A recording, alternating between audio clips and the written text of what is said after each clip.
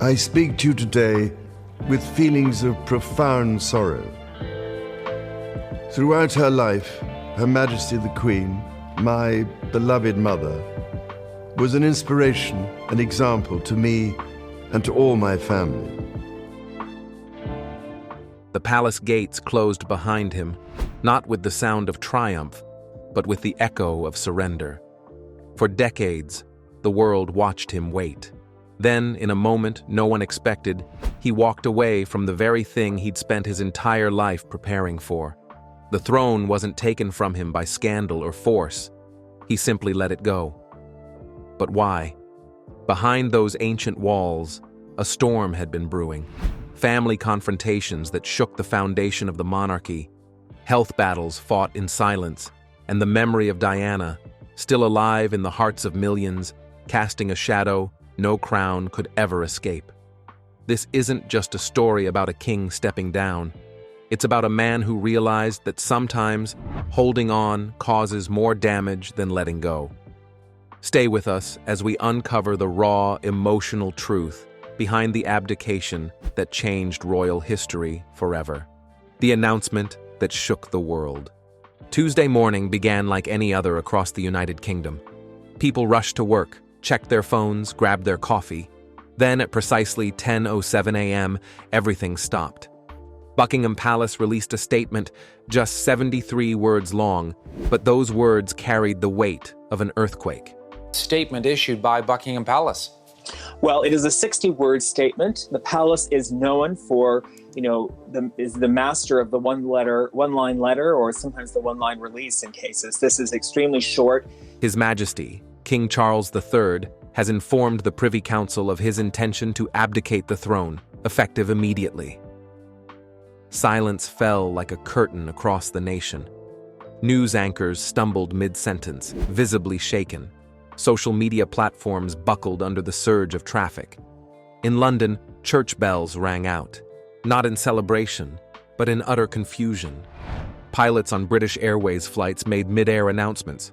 Passengers gasped, turned to strangers, asking if it could possibly be real. The BBC switched to full emergency coverage, anchors dressed in formal black attire. This wasn't simply breaking news. This was history splitting wide open before everyone's eyes. No British monarch had voluntarily stepped away from the throne since King Edward VIII in 1936. December the 10th, 1936, one of the most momentous days in the history of England. On this day, the decision of King Edward VIII was awaited with anxiety throughout the empire. But Edward's departure was driven by romance and controversy. This time, the reason was different, deeper, quieter, more painful. This was exhaustion wrapped in dignity. Charles hadn't been forced out by scandal or public pressure. He had been worn down by time itself, by illness, by heartbreak, and by the slow realization that sometimes holding on does more harm than good. The palace statement read formal and carefully composed, almost distant in tone. But those who truly knew Charles understood the mountain of emotion buried beneath every carefully chosen word. It described the decision as voluntary but emotionally complex. Those 4 words alone told the entire story. This wasn't a choice made in haste or anger. It was a surrender made out of love, for his family, for the country he'd served his whole life, and perhaps, finally, for himself. Yet the timing felt shockingly abrupt to the public. Just 60 minutes before the announcement went live, the official royal website still displayed Charles's upcoming engagements. Within minutes of the statement's release, those pages vanished completely. No gradual buildup, no whispered warnings, just silence. Then, the shock heard around the globe. But insiders now admit the signs had been scattered across the calendar for months.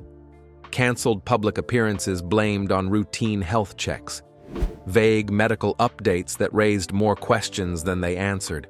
Mounting tension between Charles and senior royals, particularly Prince William and Princess Anne. Camilla's sudden and unexplained absence from major ceremonial events. The puzzle pieces had been lying in plain sight all year long, but no one had connected them until this moment. Foreign leaders responded with measured, diplomatic respect.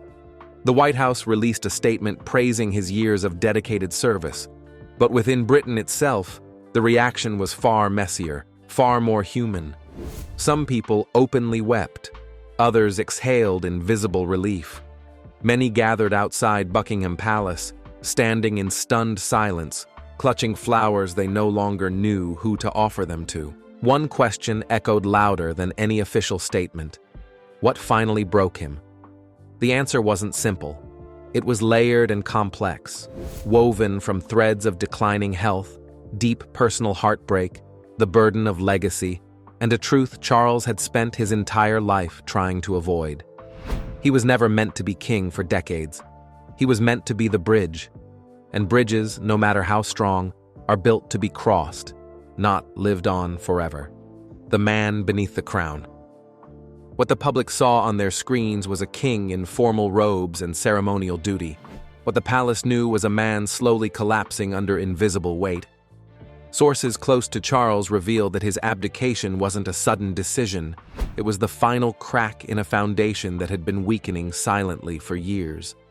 From the very first day he wore the crown, Charles felt the shadow of two women pressing down on him with crushing force.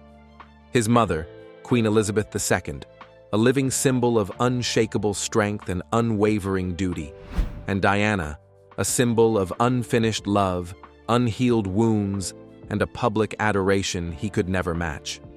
One taught him duty above all else. The other taught him the cost of regret, and both reminded him daily that he was never quite enough.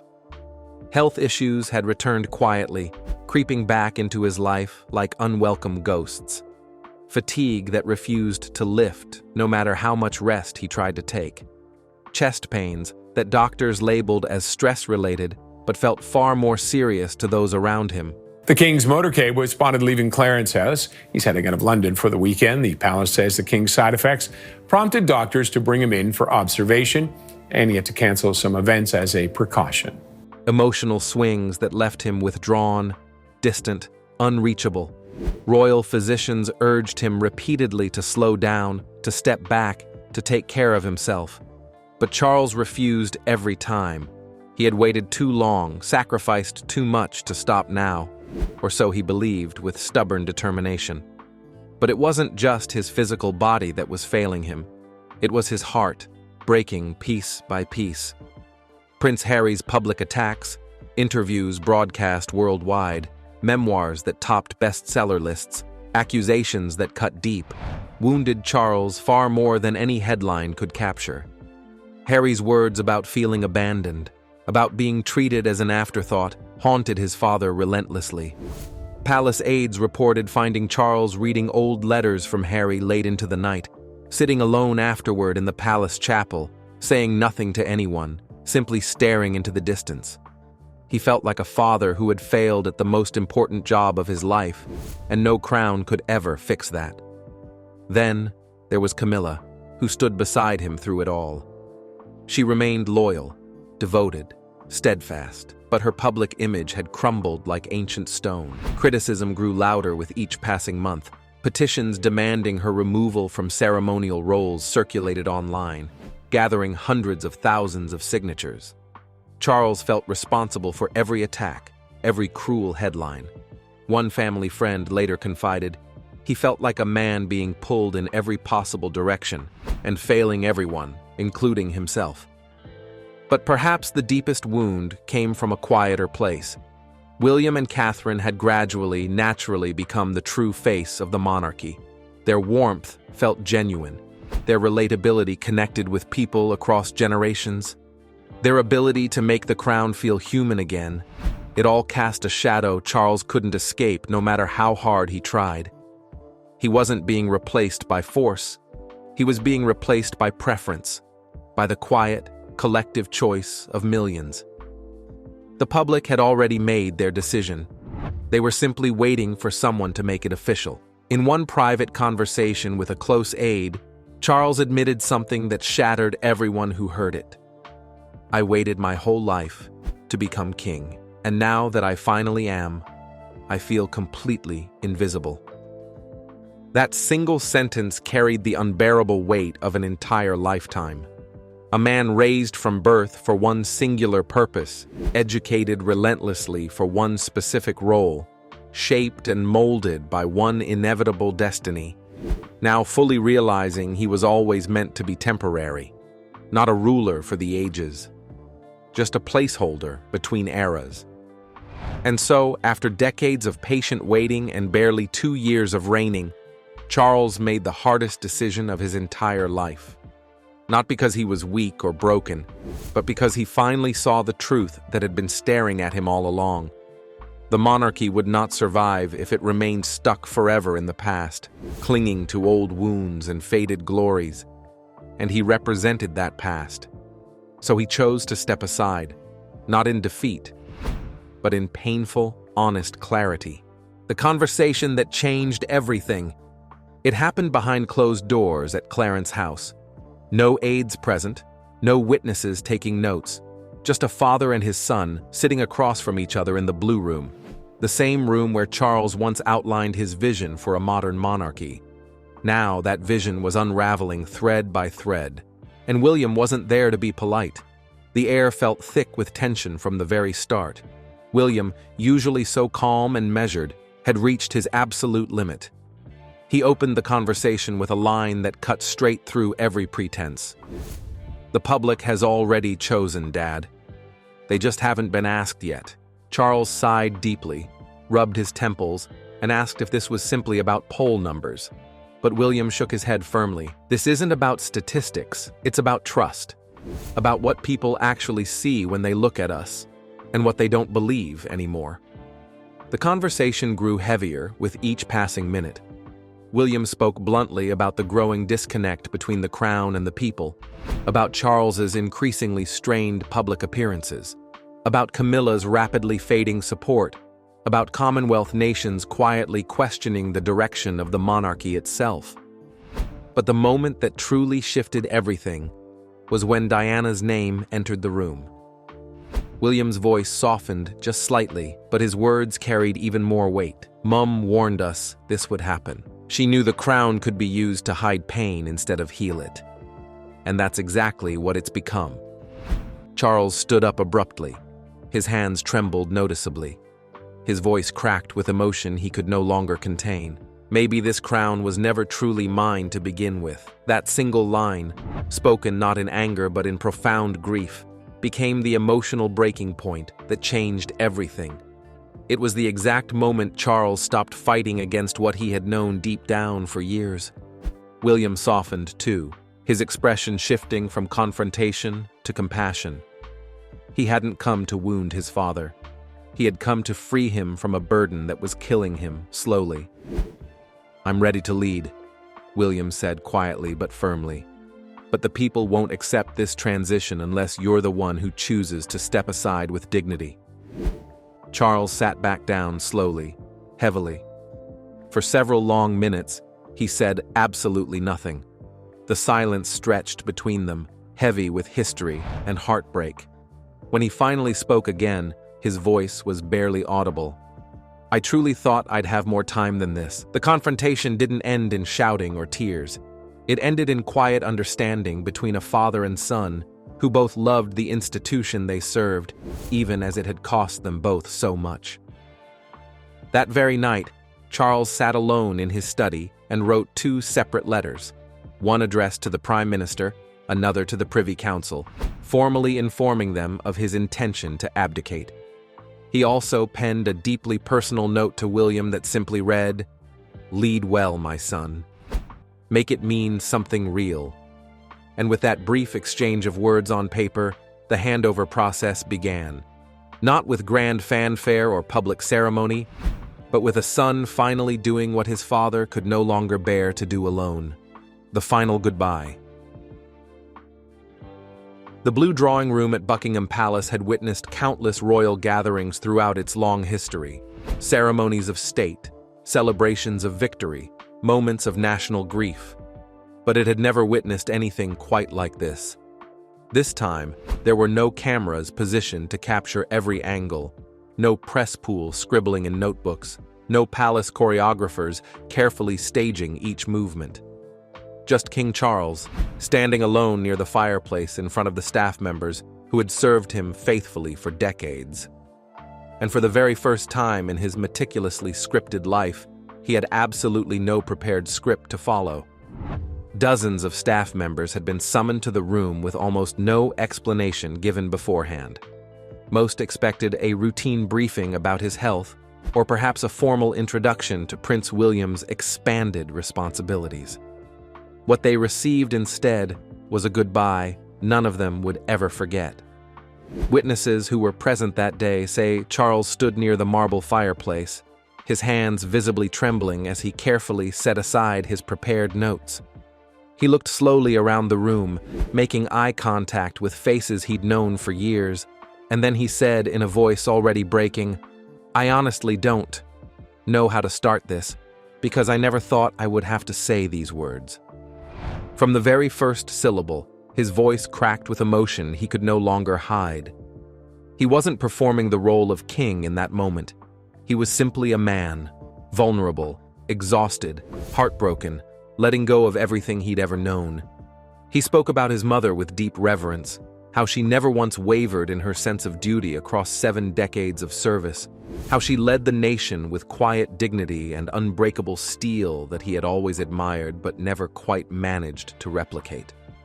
He admitted openly that he had fallen short of her towering example in so many ways, but he desperately hoped he hadn't brought shame to her name or the legacy she had built over her extraordinary lifetime.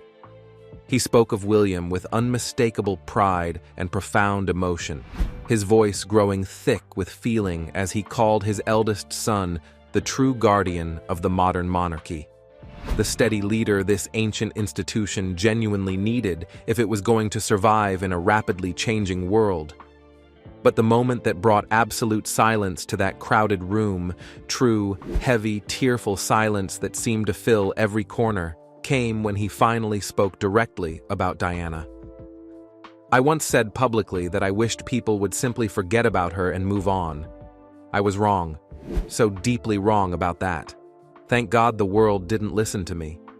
She still lives powerfully today, in the compassionate eyes of the remarkable woman William chose to marry, in the kindness and genuine compassion she planted like seeds that continue to grow. And maybe, just maybe, that's how we finally heal as a broken family and as a divided nation." One senior aide who stood witness that day later said with tears still visible in their eyes, "It was the very first time in all my years of service that I ever saw him speak Diana's name without any defensiveness, without any walls up to protect himself, just pure, unfiltered acceptance of who she was, what she meant to millions, and the permanent mark she left on history." He ended his farewell address with a single line that will echo through the halls of history for generations to come. "I truly hope that history will be far kinder to me than my brief reign ever was to itself." And with those final words still hanging in the air, King Charles slowly bowed his head in a gesture of profound humility. Not as a monarch performing required ceremony, not as a figurehead fulfilling protocol, but as a man, a father, a husband, a son, stripped of all titles, standing bare and vulnerable before the people who knew him best. The room erupted not in polite, obligatory applause, but in genuine, deeply emotional response that came from the heart. Hands clapped together through freely flowing tears. Many people in that historic room openly wept without shame, making no effort to hide their grief, their love, or their respect for the man before them. As the gathering slowly emptied and people filed out in stunned silence, Charles remained standing alone by the tall window, staring out at the palace gardens he'd walked through since early childhood, gardens that held a lifetime of memories, both joyful and painful. Later that same evening, as twilight settled over London, he quietly departed for Highgrove House, the private country estate that had always felt more like a true home than any grand palace ever could. He deliberately chose not to return to Buckingham Palace, not to sleep even one more night in those imposing rooms. And from that day forward, from the moment his car pulled away down the long gravel drive, he hasn't been seen in public even a single time. His final words to his staff were never broadcast on television or radio. No major news networks played audio recordings. No official transcripts were released to the press. But within just a few short hours, those powerful words spread like wildfire across the entire country and around the world, shared in hushed whispers, in emotional text messages, in tearful phone calls between friends and family members. Because what people understood instinctively, what they felt deep in their bones when they heard about that intensely private moment, wasn't simply the official end of a reign that lasted barely 2 years. It was something far more profound. The release of a captive soul that had waited far too long to finally breathe freely and be seen as something more than a mere symbol, more than a living monument to duty and tradition. His crown had been impossibly heavy beyond measure, but the truth he carried inside was even heavier still. Charles's abdication marked the definitive end of a royal era that had been shaped by enforced silence, by duty performed without joy, by deep sorrow that was never fully processed or healed. In his final act as king, he chose dignity over denial, brutal honesty over comfortable pretense, and hard-won peace over the hollow promise of continued power. And now, as the entire world watches while William rises with steady hands and clear vision, and as Diana's enduring memory continues gently guiding the way forward like a lighthouse cutting through darkness, the British monarchy begins again, this time standing on clearer, more honest, more solid ground than it has occupied in generations. The crown itself moves forward into an uncertain but hopeful new era. But the painful past, with all its ghosts and all its hard-learned lessons, can finally, mercifully, rest in peace. If this story touched your heart or made you think differently about duty, sacrifice, and knowing when to let go, don't forget to hit that like button and subscribe to our channel for more powerful stories that reveal the hidden human side of history. Because sometimes the bravest thing a king can possibly do isn't holding on until the bitter end. It's knowing exactly when to let go with grace and dignity.